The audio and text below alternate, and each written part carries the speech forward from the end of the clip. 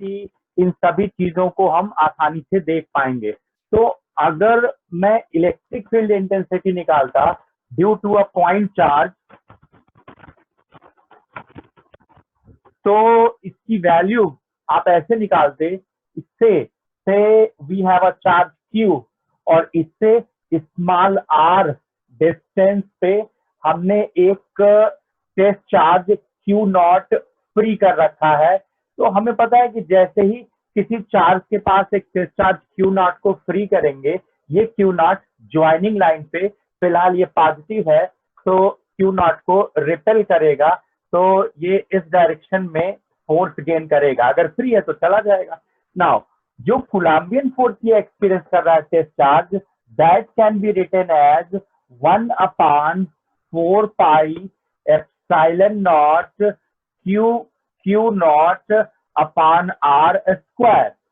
Q naught को इधर लाइए, force experienced per unit charge, तो 1/4 pi epsilon naught q by r square. Now this is the electric field of this charge. Force experienced by this is owing to the electric field of this, and vice versa is also true. Vice versa is also true. Q not की electric field यहाँ निकालते तो वो भी आती, but हम इस charge Q की प्रॉपर्टी स्टडी कर रहे हैं Q नॉट को रखकर, तो फाइनल इक्वेशन में Q नॉट नहीं आएगा। तो हमने कहा स्टेप 1, Q ने Q नॉट पर कूलम्बियन लगाया। स्टेप 1, Q नॉट इधर लाइए, तो force experienced per unit charge हो गया 1/4 pi epsilon naught Q by r square. इसको बोलते हैं electric field intensity due to this Q, and this is 1/4 pi epsilon naught Q by r square. This is the electric field around a charge Q at a distance r from it. Unit होती है इसकी force per unit charge से, इसकी unit हो जाएगी Newton पर coulomb, और इसकी फेवरेट यूनिट आगे आएगी वोल्ट पर मीटर। आपने इलेक्ट्रिक फील्ड निकाल लिया।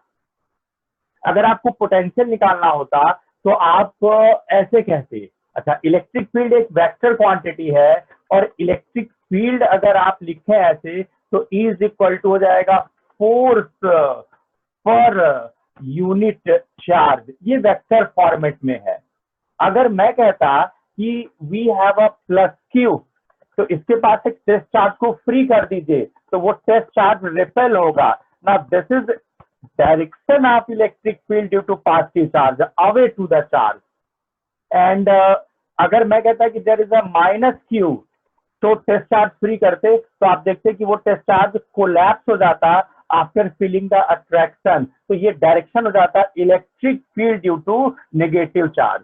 इलेक्ट्रिक फील्ड नेगेटिव चार्ज की टुवर्ड द चार्ज होती है, जबकि पॉजिटिव की अवे टू द चार्ज होती है। स्ट्रेंथ वही है Q by r square.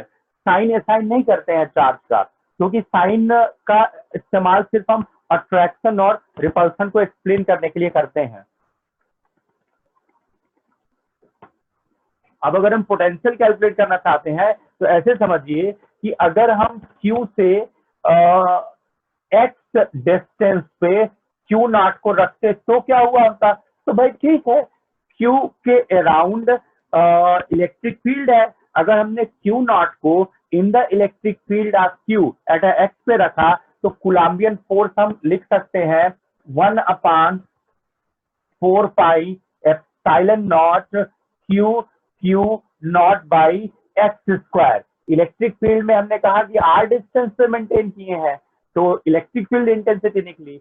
Potential निकालने के लिए हम कह रहे हैं कि माना Q नॉट को हमने x डिस्टेंस पर मेंटेन किया, तो Q नॉट एट x पर है, तो कूलम्बियन फोर्स आ गया दिस। अभी Q नॉट को फ्री करिए, जैसे ही फ्री करेंगे वो चल देगा, चलने नहीं देना, हमें भागने नहीं देना है, उसको घसीट के हम लाना चाहते हैं यहाँ पे और पास लाना चाहते हैं, यानी ये dx डिस्टेंस हम चला रहे हैं by doing some work done W। तो आपको पता है work can be written as force into displacement. Force इधर है, डिस्प्लेसमेंट इधर है, तो एक माइनस आ जाएगा। Small displacement small work done, हमने d बढ़ा दिया, dx is the small displacement, तो यहाँ हमें स्मॉल वर्क मिलेगा। ये प्लस लिखते, अगर इन द डायरेक्शन ऑफ फोर्स हम जाने देते, और अगेंस्ट टू द फोर्स चला रहे हैं तो माइनस लिख रहे हैं यहाँ पे।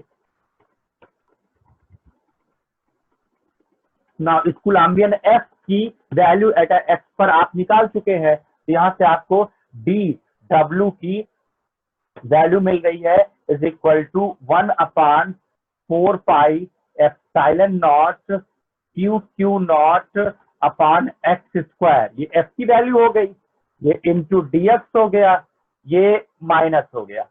अब इसको इंटीग्रेट कर दीजिए। क्यों इंटीग्रेट कर दें? जब चार्ज क्यू है तो इसके चारों ओर इलेक्ट्रिक फील्ड है। इसकी इलेक्ट्रिक फील्ड इन्फिनिटिव पर हम जीरो लेते, इन्फिनिटिव पर जीरो लेने का मतलब ये चार्ज अपने से इनफाइनाइट डिस्टेंस पर सिचुएटेड अदर चार्ज पर कोई फोर्स एक्सर्ट नहीं कर पाएगा। इसका मतलब हम मानेंगे कि अगर ये क्यू नॉट इसके इन्फ्लुएंस में नहीं है तो वो इन्फिनिटिव पर होगा। और फाइनली हम क्या करते हैं, हम क्यू के पास एट अ डिस्टेंस आर पर जो बॉन्ड लेंथ होगा या एटॉमिक या न्यूक्लियर सेपरेशन होगा, तो एक चार्ज के पास आर डिस्टेंस पे हम दूसरे चार्ज को मेंटेन कर देते हैं to make a charge body system. Atoms में भी तो प्रोटॉन्स का कलेक्शन है, ऑर्बिटिंग इलेक्ट्रॉन्स का कलेक्शन है, तो न्यूक्लियस के रिस्पेक्ट में फर्स्ट ऑर्बिट में सिचुएटेड इलेक्ट्रॉनों की कुछ डिस्टेंस होगी, न्यूक्लियस के सेंटर के रिस्पेक्ट में सेकंड ऑर्बिट के इलेक्ट्रॉनों की डिस्टेंस होगी। मतलब क्या?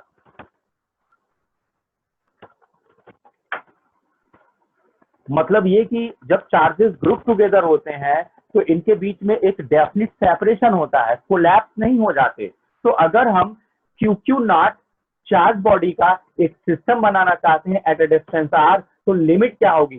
पहले क्यू नॉट पर क्यू का कोई इन्फ्लुएंस नहीं था, इन्फिनिटिव डिस्टेंस अपार्ट, और बाद में जब ये चार्ज बॉडी सिस्टम में कन्वर्ट हुआ तो सेपरेशन आर रह गई। इसका मतलब है integrating this D W under the limit infinitive to R. Infinitive मतलब इन्फ्लुएंस के बाहर है, R that is bond length पर आकर मैनेज हुआ। तो ये हो गया वर्क डन, ये हो जाएगा integral infinitive to R 1/4 pi epsilon naught Q Q naught X square D X, और एक माइनस है। देखिए dx अपान एक्स स्क्वायर, बाकी सब बाहर कर लीजिए, और अपान एक्स स्क्वायर भी ऊपर आएगा तो x टू द पावर -2 हो जाएगा। ये तो नेट वर्क डन हो गया to make a charge body system. हमने क्यू क्यू नॉट को बनाने का, क्यू क्यू नॉट को कलेक्ट करने की कोशिश की एट अ डिस्टेंस आर पे, तो ये एक चार्ज बॉडी सिस्टम बना। अब यहाँ जो वेरिएबल है वो हो गया dx upon X square. Solve कर लेते हैं।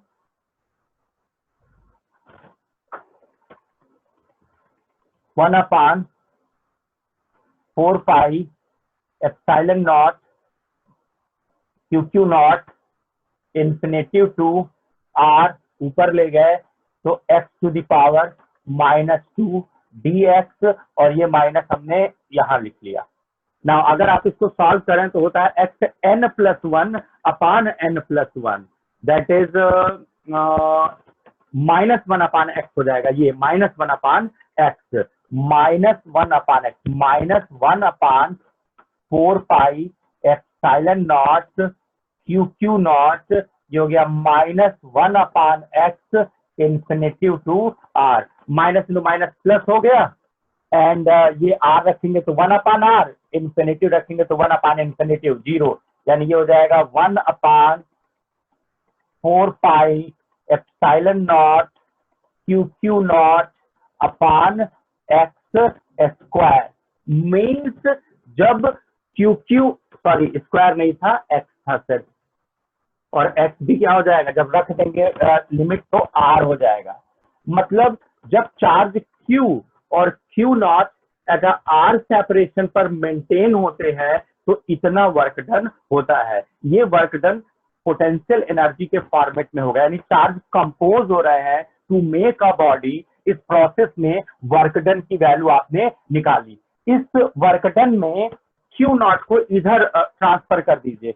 क्यू नॉट को अगर आप इधर ट्रांसफर करेंगे तो आपको मिल जाएगा work done per unit charge is equal to 1/4πε0q/r। और याद कीजिए डेफिनेशन ऑफ पोटेंशियल क्या था, work done per unit charge is the potential. इसका मतलब है this is the potential V can be written as 1/4πε0q/r। Electric field में by R square होता है और पोटेंशियल में बाई आर होता है।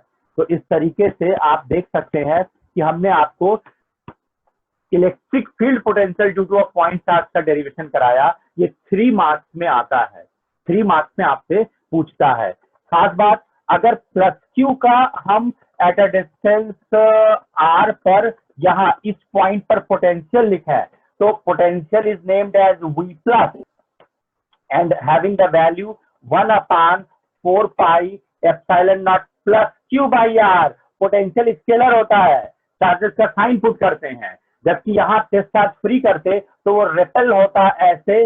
नाउ इसको आप इलेक्ट्रिक फील्ड कहते, बिना साइन के आप चार्ज को रखते हैं, यानी E plus is the electric field due to positive charge. और ये डायरेक्शन में ये है, पोटेंशियल का कोई डायरेक्शन नहीं है, ये हो जाएगा 1/4πε0 q/r²। ये बात याद रखिएगा, पोटेंशियल निकालने में चार्ज का साइन एक्सेप्ट करते हैं, जबकि इलेक्ट्रिक फील्ड निकालने में चार्ज का साइन एक्सेप्ट नहीं करते, क्योंकि इलेक्ट्रिक फील्ड एक वेक्टर क्वांटिटी है। टेस्ट चार्ज को फ्री करके देख लेते हैं वो किस साइड मूव करेगा और इलेक्ट्रिक फील्ड में चार्ज का साइन छोड़ देते हैं। इसी तरह अगर हम कहते हैं कि there is a minus Q and all around the minus Q there is an electric field, तो इससे आर डिस्टेंस पर अगर हम किसी पॉइंट पर पोटेंशियल लिखते तो सिंबॉलिकली हो जाता V minus.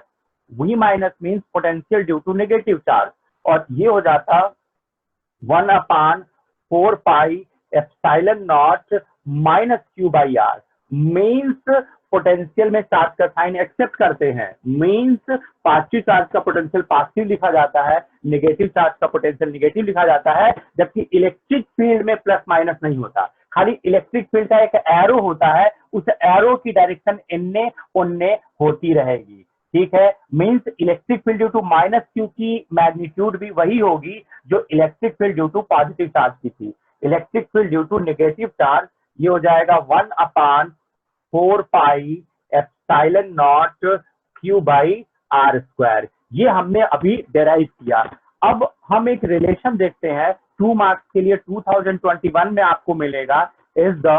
What is the relation between the electric field intensity and potential? ये जो E और V अलग अलग हमने निकाला, आप और चार्ज, इसकी वैल्यू इसके वैल्यू जो है E और V की जो वैल्यू है, इसका कोई फार्मूला है ऐसा? मीन्स अगर E बता दिया जाए तो क्या V निकाला जा सकेगा, या वाइस वर्सा V बता दिया जाए तो क्या E निकाला जा सकेगा? यानी आज हम थर्ड डेरिवेशन में एंटर कर रहे हैं।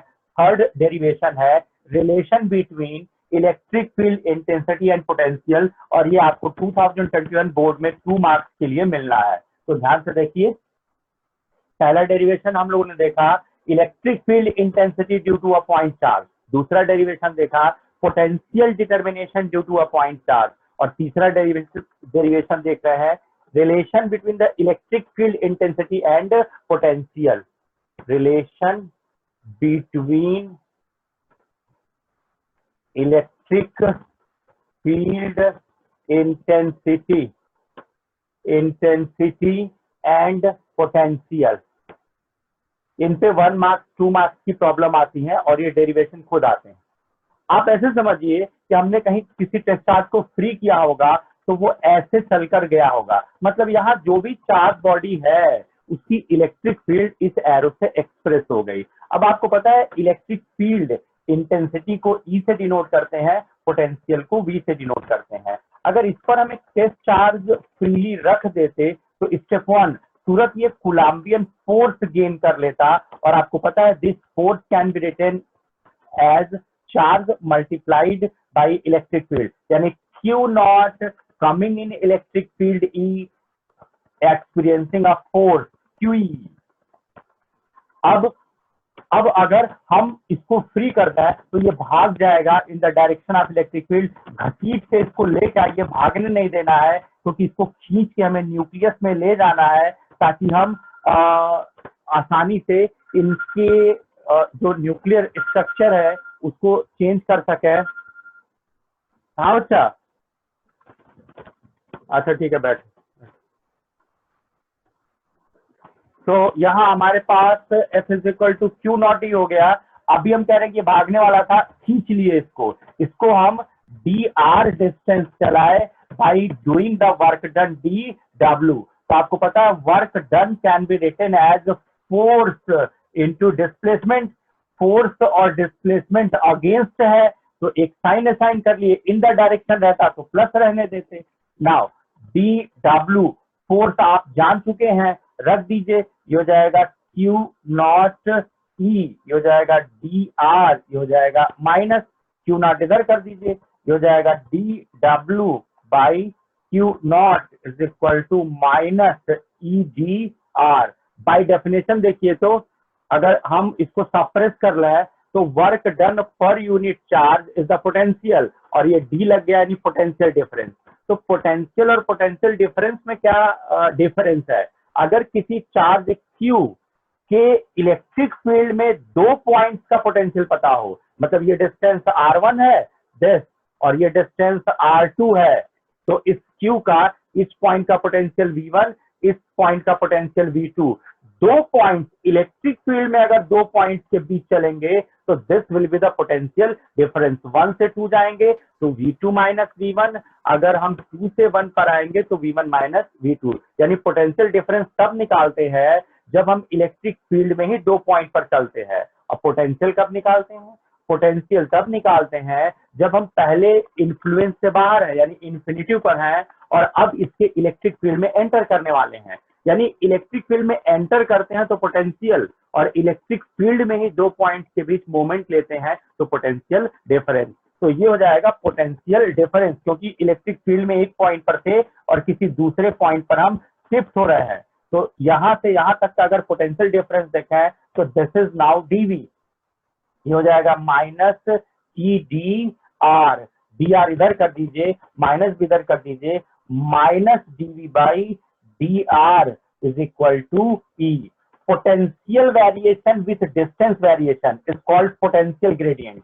टाइम के साथ डिफरेंशिएशन होता है तो इंस्टैंटेनियस वर्ड यूज होता है, डिस्टेंस के साथ क्वांटिटी का वेरिएशन होता है तो ग्रेडियंट वर्ड यूज होता है। तो पोटेंशियल का पोजीशन के रिस्पेक्ट में जो वेरिएशन होता है उसको इलेक्ट्रिक फील्ड इंटेंसिटी कहते हैं, और quantity DV by D R को पोटेंशियल ग्रेडियंट कहते हैं। मैथमेटिक्स की लैंग्वेज में बोला है तो मैथमेटिक्स की लैंग्वेज सिर्फ इतनी है कि differentiating the potential with respect to position. Potential का पोजीशन के साथ अगर वेरिएशन हम स्टडी करें तो will provide the electric field. यानी आपको जो रिलेशन मिला वो रिलेशन है E is equal to minus DV by D R. ये आप चाहिए तो यहाँ से डीवी लिख सकते हैं as the minus E D R, integrate कर लीजिए, हो जाएगा V is equal to minus integral E D R plus constant of integration. या तो फिर लिमिट बताई जाए हमको, नहीं तो फिर हम C लगा लेंगे, वो C 0 भी हो सकता है या कोई भी वैल्यू रख सकता है, देखेंगे जब सॉल्व करेंगे। तो इस तरीके से हमने E और V की वैल्यू निकाल ली। यही आपको डिराइव करना होता है आपके बोर्ड एग्जामिनेशन में 2 मार्क्स के लिए। न्यूमेरिकल से हम आपको फैमिलियर कराएंगे, क्योंकि IIT में या नीट में हमेशा एक न्यूमेरिकल इस पर रहता है, काफी तगड़ा रहता है। उससे पहले अगर हम इसका एक रिलेशन सेल के लिए देखना चाहें, क्यों सेल के लिए? क्योंकि सेल में एनोड और कैथोड होता है। एनोड का मतलब bunch of positive charge, cathode का मतलब बंच ऑफ नेगेटिव चार्ज। तो हमारे पास अगर एक सेल हो, यानी इसी डेरिवेशन में मेंटेन है, आगे बढ़ रहे हैं, अगर हम एक सेल ले लेते एज अ एग्जाम्पल, तो एक सेल में हमारे पास पॉजिटिव प्लेट होती है, नेगेटिव प्लेट होती है एंड सेपरेशन डी होता है। जैसे आप एक पेंसिल सेल ले लीजिए तो पेंसिल सेल आपको ऐसे दिखेगा, ये देखिए, ड्राई सेल ले लीजिए, ऐसे ही तो दिखेगा।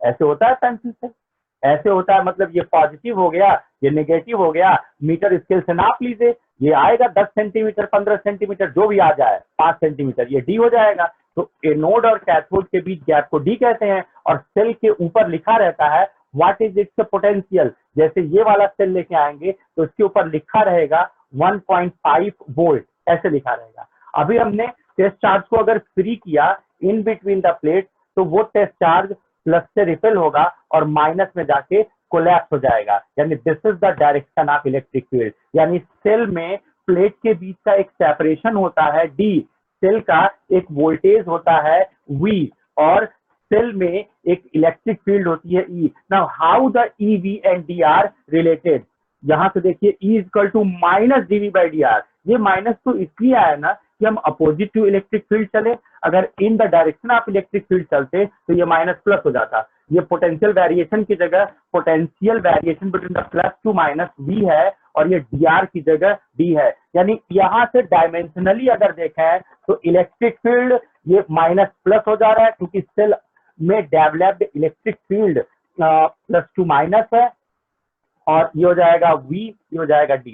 यानी जब एनोड कैथोड वर्ड यूज करेगा या वर्ड सेल यूज करेगा तो उस केस में आपको इलेक्ट्रिक फील्ड इंटेंसिटी और पोटेंशियल का रिलेशन ये नहीं, उस समय आपको E equal to V by D का इस्तेमाल करना होगा। यानी कि फॉर और cell relation between the electric field intensity and potential can be written as E is equal to V by D। ठीक है, अब आ जाइए, ये डेरिवेशन पूरा हुआ। एक न्यूमेरिकल जरा देखते हैं। न्यूमेरिकल में जाने से पहले जरा E और V को डिस्कस कर लेते हैं, तब आपको न्यूमेरिकल से फैमिलियर कराएंगे। अगर हम इलेक्ट्रिक फील्ड की बात करें तो इलेक्ट्रिक फील्ड एक वेक्टर क्वांटिटी है, और वेक्टर क्वांटिटी है तो इसका तो एक्स वाई जेड वैल्यू आएगा ना। यानी हम डिस्कशन में आ रहे हैं ताकि आपके न्यूमेरिकल के कंफ्यूजन को दूर कर सकें, क्योंकि लास्ट ईयर तक ई और वी पर बहुत अच्छी अच्छी प्रॉब्लम आई है, इवन तो कई सारी सॉल्व करने में काफी दिक्कत भी हुई है। तो वो इस वजह से क्योंकि वेक्टर स्केलर का चक्कर है, तो मैं कह रहा हूँ कि इससे पहले कि न्यूमेरिकल लगाने जाए आप देख लीजिए कि इलेक्ट्रिक फील्ड एक वेक्टर क्वांटिटी है। तो वेक्टर क्वांटिटी है तो इसको हम लिख सकेंगे E X cap I plus E Y cap J plus E Z cap K, ये लिख पाएंगे। Now E X can be written as minus del by del X of potential, यानी पोटेंशियल का एक्स के रिस्पेक्ट में differentiation will be the E X. ये del derivative क्यों लगा हुआ है, एक्चुअली में एक्स वाई जेड तीनों वैल्यू होगी। जब x के रिस्पेक्ट में डिफरेंशिएट करेंगे तो y और z को एज अ कांस्टेंट रखेंगे। हम एक एग्जांपल लेके दिखा देंगे। E Y minus del V by del Y, यानी जब आप पोटेंशियल जो भी दिया होगा उसको y के रिस्पेक्ट में डिफरेंशिएट करेंगे तो वो जबकि x और z को एज अ नंबर ट्रीट कर रहे होंगे तो पार्शियल डेरिवेटिव हो गया, एंड ez हो जाएगा now del v upon del z। तो इसका मतलब है कि इलेक्ट्रिक फील्ड हो गया ये। मैं EX निकालने के लिए आप यूज करेंगे del V by del X, differentiating the potential with respect to x, differentiating the potential with respect to y, differentiating the potential with respect to z। ऐसा करेंगे तो आपको EX EY EZ पता चलेगा, तो इलेक्ट्रिक फील्ड मिल गया। अब अगर आपको magnitude of the electric field चाहिए तो आपको पता है under root EX square plus EY square plus EZ square, ये मिलेगा। फॉर एग्जाम्पल अगर मैं कह देता कि potential is the 4xy square plus 2yz, और मैं कहता ये जिसका भी पोटेंशियल है, दिख रहा है डिस्टेंस के साथ वेरिएशन, इस पोटेंशियल का इलेक्ट्रिक फील्ड बताइए, तो आपको इस v को का पहला डिफरेंशिएशन आपको देखना पड़ता del v by del x। x के रिस्पेक्ट में डिफरेंशिएट करते तो x के रिस्पेक्ट में डिफरेंशिएट करेंगे तो 4 और y स्क्वायर रुका रहेगा, 4y स्क्वायर, x का डिफरेंशिएशन 1 होता है, और इसमें 2y और z as a number treat होगा, डिफरेंशिएट करते ही 0 हो जाएगा। इसको दोबारा डिफरेंशिएट कीजिएगा del v by del y, y के रिस्पेक्ट में। जब ये y के रिस्पेक्ट में डिफरेंशिएट होगा तो 4x रुका रहेगा, एंड y स्क्वायर का डिफरेंशिएशन होता है 2y प्लस 2z रुका रहेगा, y का डिफरेंशिएशन हो जाएगा 1, ये del v by del y निकला। तीसरी बात, ये ऐसा इसलिए करना पड़ रहा है क्योंकि पोटेंशियल से इलेक्ट्रिक फील्ड निकालना है, और इलेक्ट्रिक फील्ड एक वेक्टर क्वांटिटी होती है, तो वेक्टर क्वांटिटी का हर डायरेक्शन में वैल्यू अलग अलग होता है। तो 3 डायरेक्शन है, एक्स वाई और जेड एक्सिस, इसीलिए पोटेंशियल को 3 बार डिफरेंशिएट करना पड़ रहा है। तो ये हो जाएगा del B by del Z is equal to, ये हो जाएगा ना, आपको पता है del B by del X minus del B by del X होता तो ई एक्स होता, तो माइनस नहीं है, मतलब क्या हो जाएगा, ये माइनस ई एक्स निकला, यानी यहाँ से एक्स निकल जाएगा, ये माइनस ई वाई निकला। क्लियर है? माइनस क्यों, यहाँ माइनस नहीं दिया है, ये निकल गया। तो अब इसको क्या करें, minus del B by del X में रख देते तो एक्स निकल जाता, तो this is the minus E X, this is the minus E Y and this is the, इसको जेड के रिस्पेक्ट में डिफरेंशिएट करेंगे तो हाई तो जीरो हो जाएगा ना, इसमें जेड है ये नहीं है, इसका मतलब ये पूरा कांस्टेंट है, जब डिफरेंशिएट करेंगे जेड के रिस्पेक्ट में तो जीरो हो जाएगा। इसमें जब जेड के रिस्पेक्ट में डिफरेंशिएट करने जाएंगे तो 2y होल्ड हो जाएगा और जेड का डिफरेंशिएशन 1 होता है। तो इस तरीके से ये हो जाएगा माइनस ई जेड, यहाँ से ई एक्स निकल जाएगा, यहाँ से ई वाई निकल जाएगा, यहाँ से ई जेड निकल जाएगा। अगर यहाँ रख देंगे तो आपको इलेक्ट्रिक फील्ड वेक्टर पता चल जाएगा, और अगर आप E X E Y E Z यहाँ वैल्यू रख देंगे तो उस केस में आपको इलेक्ट्रिक फील्ड इंटेंसिटी का मैग्नीट्यूड पता चल जाएगा। इसकी न्यूमेरिकल कम से कम 2 या 3 न्यूमेरिकल जो बोर्ड के हैं या लास्ट ईयर नीट या आईआईटी में आए हैं वो मैं पोस्ट कर दूंगा, आप लगा के देख लीजिएगा, नहीं तो हम इसका 1-2 न्यूमेरिकल लगा के दिखाएंगे। इस पर औसतन आपको 20 या 30 न्यूमेरिकल बहुत अच्छे अच्छे मिल जाएंगे। ठीक है, बोर्ड के अकॉर्डिंगली देखें तो इतना बहुत है। आ जाइए, ये बात तो पता चल गई ना कि हर चार्ज के अराउंड एक इलेक्ट्रिक फील्ड है, उस इलेक्ट्रिक फील्ड की वजह से ही चार्ज अदर चार्जेस पर एक फोर्स एक्सर्ट कर पाता है, और उस फोर्स से वर्क डन की टेंडेंसी आती है, और वही वर्क डन काइनेटिक या पोटेंशियल एनर्जी बनता है। चलिए, अब हमें सबसे पहला पार्ट देखना है कि जब किसी चार्ज Q का E और V आप निकालना सीख चुके हैं तो देखना है हमको क्या बेनिफिट हुआ। जैसे सबसे पहला बेनिफिट हम ये देख सकते हैं कि जब हम एक सेल उठाएंगे तो सेल क्या, source of electric field, cell में केमिकल रिएक्शन के थ्रू एक प्लेट हाई पोटेंशियल पर होती है, एक प्लेट लो पोटेंशियल पर होती है, called potential difference.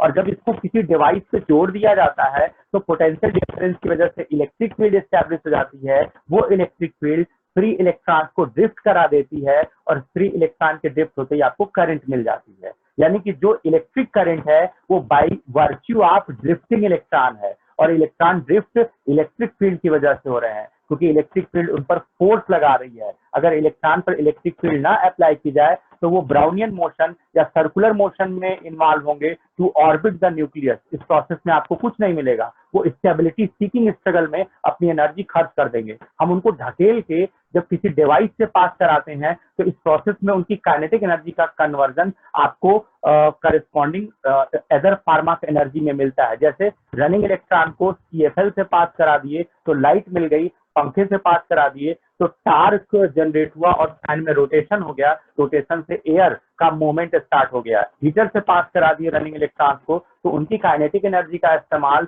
Heating create करने में हो गया, and so on and so on. अभी पहला डेरिवेशन हम ले रहे हैं जब हमें चार्ज का फीचर पता चल चुका है कि हर चार्ज की एक इलेक्ट्रिक फील्ड होती है और उस इलेक्ट्रिक फील्ड को मेजर करने वाले 2 पैरामीटर होते हैं। सबसे पहला आता है motion of charge, motion of charge and its trajectory, trajectory मतलब path followed, and its trajectory. आप ऐसे समझिए कि हमने टेस्ट चार्ज को फ्री किया और हमें वो ऐसे जाता हुआ दिखा, मतलब this is an electric field of any charge body system whose electric field is E and potential is V। हमने अगर Q नॉट को यहाँ फ्री किया है, से Q नॉट को फ्री किया है तो step 1 Q not multiplied in E will be the force experienced, और अगर Q नॉट को V में मल्टीप्लाई कर दे तो इज द वर्क डन। यही ना, यही तो आपको पीछे कल के लास्ट लेक्चर में कंक्लूड किए थे कि किसी चार्ज की इलेक्ट्रिक फील्ड इंटेंसिटी और पोटेंशियल में अगर इनकमिंग चार्ज को मल्टीप्लाई करते हैं तो आपको कूलम्बियन फोर्स एंड वर्क डन की वैल्यू मिल जाती है। तो चलिए, हम कह रहे हैं कि हमने टेस्ट चार्ज को रख दिया यहाँ पे फ्रीली मतलब पहले से उसके पास कोई वेलोसिटी नहीं थी, हमने उसको रेस्ट में धीरे से छोड़ दिया। यानी हम ये देखना चाहते हैं कि न्यूक्लियस के पास किसी चार्ज को रख दें तो उसका क्या होगा। तो हमने क्या किया कि एक इलेक्ट्रिक फील्ड कंसीडर की, चार्ज को फ्रीली रख दिया विथ 0 वेलोसिटी। जैसे ही रखा चार्जवा चल दिया, यानी straight line track. Means conclusion is that charge in rest in electric field is experiencing a force and hence moving along the electric field। Guarantee नहीं है कि वो एरो के डायरेक्शन में चलेगा, जैसे पॉजिटिव है तो in the direction of electric field चला, अगर नेगेटिव होगा तो opposite to the direction of electric field चलेगा। इन दोनों में ये बात तो कॉमन है ना कि ट्रैक स्ट्रेट लाइन ही होगा, यानी ट्रैक तो स्ट्रेट लाइन ही होना है, नो डाउट। अलग बात है कि in the direction of arrow चलेगा कि opposite to the direction of arrow चलेगा। लेकिन एक पॉइंट यहां जनरेट हो गया, और वो पॉइंट ये है कि अगर charge in rest in electric field हो तो अगर उन्हें फ्री कर दिया जाए चलने के लिए तो वो एक स्ट्रेट लाइन ट्रैक पर मूव करते हैं, यानी trajectory is the straight line. जैसे आप क्लास एलिमेंट्स में निकालते थे कि एक बॉल को फ्रीली गिरने दें तो वो अर्थ की तरफ एक स्ट्रेट लाइन ट्रैक पर आएगा, और ऐसे एनी एंगल पर फेंकते थे तो कहते थे पाथ इज पैराबोलिक, तो पाथ पैराबोलिक। तो यहाँ क्या आ रहा है, charge in rest in a electric field moves along a straight line. एक कंक्लूजन हो गया। अब अगर मूव किया है तो इसकी काइनेटिक एनर्जी चाहिए ना, तो आपसे पूछा जाता है रनिंग चार्ज की काइनेटिक एनर्जी कितनी होती है, तो हम डिराइव करके दिखा दे रहे हैं। रनिंग चार्ज की काइनेटिक एनर्जी क्यों, क्योंकि इसी काइनेटिक एनर्जी का इस्तेमाल हम इलेक्ट्रिकल एनर्जी में करने वाले हैं, और ये आपको CFL से लाइट में, फैन से एयर में, कूलर से कूल में, AC से कूल में, एंड हीटर से आपको हीटिंग में यही एनर्जी मिलने वाली है। और अगर आपको लग रहा है कैसे, तो बड़ा आसान है। एक लोहे की कील ले लीजिएगा और घर में सॉकेट होगा, ये देखिए ऐसा सॉकेट होगा, ऐसे 2 पिन या 3 पिन वाला, और ऑन कर लीजिएगा, और वो जो कीला है उसको खोच के बारी बारी से दोनों में महसूस कर लीजिएगा कि चार्ज की एनर्जी कैसी होती है। देखिएगा शायद आनंद आएगा आपको। ठीक है, चलिए अच्छी बात है। ये टाइम आउट दिखा रहा है, अभी 5 मिनट में ये काट देगा, तो हमेशा की तरह हम लोग रीअपियर होके हम आगे बढ़ रहे हैं। यहाँ हमारे पास है Q not in the electric field E, तो फोर्स एक्सपीरियंस हो जाएगा Q नॉट E। और आपको पता है कि जैसे ही फोर्स एक्सपीरियंस किया, अगर ये फ्री है तो चल देगा। तो according to Newton law, this force is to be written as mass into acceleration, where m mass of the charge है। हेलो, कौन बात कर रहा है भाई?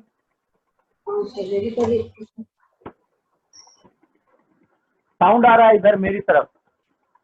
हेलो, साउंड आ रहा है? ये बिल्कुल वैसा है जैसा कि अच्छी नींद में आप हो और एक उड़ता हुआ मच्छर आपके कान के पास आके बोले पे, तो आप जानते हैं सोए सोए आप उसका क्या हाल करते हैं, मारते हैं चट से और मच्छर वो उड़ जाता है। चलिए वापस आइए। अगर हम टेस्ट चार्ज को फ्री कर देते तो ये फोर्स एक्सपीरियंस क्या था, Q naught E, Newton law के अकॉर्डिंगली ये m इंटू ए से ओपन हो जाता है, where m is the mass of the charge. यहां से आप a निकाल लीजिए, यानी कि एक्सीलरेशन निकल गया in a electric field, that is Q naught E by m। Acceleration निकल गया तो आप दो काम कर सकते हैं, v equal to u plus AC से भी वेलोसिटी निकाल सकते हैं, टाइम डिपेंडेंट, और आप v square is equal to U square plus 2a से भी वेलोसिटी निकाल सकते हैं as the position dependent. Initial velocity 0 है, रेस्ट में था, इनिशियल वेलोसिटी 0 है, फाइनल वेलोसिटी के बारे में हम जानना ही चाहते हैं। a अभी गरम गरम हम लोगों ने छाना है, अभी तो सिराया भी नहीं है, ये है Q naught E by m, और यहाँ ये a है Q naught E by m, यानी यहां से वेलोसिटी की वैल्यू आई v is equal to Q naught E by m into T. इससे वेलोसिटी निकल जाएगा। कह दिया जाए कि एक चार्ज को फ्रीली छोड़ दिया गया, बताइए 10 सेकेंड बाद कितनी वेलोसिटी गेन कर लेगा, तो आप इस फार्मूले का इस्तेमाल करेंगे। ये आपके सिलेबस में आगे नहीं पढ़ना है, यहीं होल्ड हो जाइए। आ जाइए यहाँ से वेलोसिटी की वैल्यू हो जाएगी v square is equal to 2 Q naught E into S by m, ध्यान दीजिए तो E इंटू एस का क्या, आपने अभी देखा था E is equal to V by D, means potential upon distance. अगर D को इधर मल्टीप्लाई कर देते तो हो जाता E into D is equal to V, यानी कि electric field intensity multiplied by distance will be the potential between the given point or potential of the electric field। इसका मतलब है आगे बढ़े तो हम इस कॉन्सेप्ट को यूज कर रहे हैं, तो यहां आपको मिलेगा V square is equal to 2q। ये कह रहे थे कि जब हमने टेस्ट चार्ज को फ्रीली रखा तो टेस्ट चार्ज एक्सीलरेट हो गया, चल दिया, उसकी वेलोसिटी आई, तो एक वेलोसिटी टाइम के टर्म में हमने लिखी और दूसरी वेलोसिटी हमने डिस्टेंस के टर्म में लिखी। और जब अरेंज कर रहे हैं तो देख रहे हैं कि जो डिस्टेंस वाला टर्म है वो पोटेंशियल डिफरेंस में कन्वर्ट हो जा रहा है, तो अकॉर्डिंगली वी स्क्वायर जो आया वो 2q0 बाई एम तो था ही, ई इंटू एस जो है वो वी हो गया पोटेंशियल। तो इसका मतलब ये हो जाएगा v बाई ये हो जाएगा m। इस फार्मूले से आपको वेलोसिटी निकालनी है, that is the under root 2q0 v by m। q0 की जगह उस चार्ज को रखेंगे जिस चार्ज की वेलोसिटी पूछ रहा है, और m उसका मास होगा और v पोटेंशियल होगा जिस पोटेंशियल पर उस चार्ज को रखा गया। अब आप काइनेटिक एनर्जी निकाल सकते हैं, gain in kinetic energy half M V square, क्योंकि पहले तो हाफ एम यू स्क्वायर था बट यू तो जीरो था, अभी v वेलोसिटी हो गई तो associate kinetic energy half M V square हो जाएगी। हमने कहा वेलोसिटी यही टाइम वाला यही छोड़ दीजिए, रख भी सकते हैं, लेकिन इस वाले को आगे लेके चलते हैं। तो काइनेटिक एनर्जी हो जाएगी 1/2 एम वी स्क्वायर, ये वी स्क्वायर है, हो जाएगा 2q0 v बाई m। 2 से 2 कैंसिल हुआ, m से m कैंसिल हुआ, ये आपको मिल गया q0 इंटू v। तो ये बात तो आपको पहले से पता थी। A charge q coming in an electric field of potential v have the work done q0 v। इसका मतलब है कि जब चार्ज इलेक्ट्रिक फील्ड में रखा गया तो charge multiplied in potential by the work done, और आपको पता है वर्क डन का इस्तेमाल यहाँ ये भागने में किया इसने, ठीक है, फ्री था चल दिया, और भागने की एनर्जी को आप काइनेटिक एनर्जी कहते हैं। यानी हमने क्या डेराइव किया, हमने डेराइव किया कि जब एक charge in rest electric field में अपीयर होता है तो अगर पॉजिटिव होगा तो in the direction of electric field चलेगा, अगर निगेटिव होगा तो अपोजिट टू इलेक्ट्रिक फील्ड चलेगा, यानी स्ट्रेट लाइन ट्रैक, पहला कंक्लूजन। और दूसरा हमने कहा कि उसकी वेलोसिटी जो होगी वो under root 2q v by m होगी, where v is the potential difference, q is the running charge, m is the mass of the charge. और एसोसिएट काइनेटिक एनर्जी हो जाएगी जो चार्ज आया है multiplied in a potential will provide the kinetic energy जिससे वो भाग रहा है। या अगर v पता है m पता है तो हाफ एम वी स्क्वायर से भी निकाल सकते हैं। ये हमने आपको पहला एप्लीकेशन दिखाया। आ जाइए, trajectory followed by a charge in next case. यहाँ तो चार्ज इन रेस्ट रखे थे तो स्ट्रेट लाइन आया, अगर हम एक चार्ज को परपेंडिकुलर इलेक्ट्रिक फील्ड में फेंक दें, परपेंडिकुलर इलेक्ट्रिक फील्ड में फेंकने का क्या मतलब है, मतलब है कि जैसे आप एक ढेला फेंकते थे या गेना फेंकते थे, ग्रेविटेशन हमेशा डाउन साइड काम करता था, और आप अर्थ के पैरेलल जैसे किसी ऑब्जेक्ट को फेंकते थे वो ग्रेविटेशनल फील्ड या ग्रेविटी की डायरेक्शन में फोर्स गेन करता था और एक पैराबोलिक प्रोफाइल पर मूव करता हुआ फाइनली गिर जाता था। तो यहाँ हम लोग को एक डेरिवेशन देखना है, 4 नंबर का डेरिवेशन है, 1 नंबर की न्यूमेरिकल प्रॉब्लम बनती है, वो डेरिवेशन है trajectory of a moving charge entering in a perpendicular magnetic field. Charge जब परपेंडिकुलर इलेक्ट्रिक फील्ड में, चार्ज जब परपेंडिकुलर इलेक्ट्रिक फील्ड में एंटर करता है तो उसका ट्रैक पैराबोलिक हो जाता है। यानी हम आपको दिखाने जा रहे हैं कि चार्ज के पास 2 ही ट्रेजेक्ट्री है, या तो वो स्ट्रेट लाइन चले या तो वो पैराबोलिक चले। स्ट्रेट लाइन चलने का कंडीशन होता है उसे रेस्ट में होना चाहिए इन इलेक्ट्रिक फील्ड, तो वो इलेक्ट्रिक फील्ड लाइन पर चल देगा, आइदर इन द डायरेक्शन और अपोजिट टू द डायरेक्शन। और दूसरा ये कि अगर हम इलेक्ट्रिक फील्ड के परपेंडिकुलर पाथ को एंट्री करा दें तो वो कभी सीधा नहीं जा पाएगा। जैसे आप आयरन की एक प्लेट लीजिए, आयरन की दूसरी, आप कॉपर की, एल्युमिनियम की, कोई भी आप मेटेलिक प्लेट ले लीजिए, ये दो मेटेलिक प्लेट है, इनको एक सेल से ऐड कर दीजिए, माइनस प्लस, ये देखिए जैसे ऐड करेंगे ये प्लस से है पॉजिटिव पोटेंशियल हो जाएगा और ये नेगेटिव है तो ये नेगेटिव पोटेंशियल पर हो जाएगा गैस। अब आपको पता है कि +2 - एक इलेक्ट्रिक फील्ड क्रिएट हो जाएगी, +2 - एक इलेक्ट्रिक फील्ड क्रिएट हो गई। V is the voltage, D is the plate separation and E is the electric field produced। तो क्या स्टेप 1 आपको पता नहीं चल गया? Electric field is the V/D। यानी आप एक सेल का इस्तेमाल करके एक इलेक्ट्रिक फील्ड क्रिएट कर सकते हैं।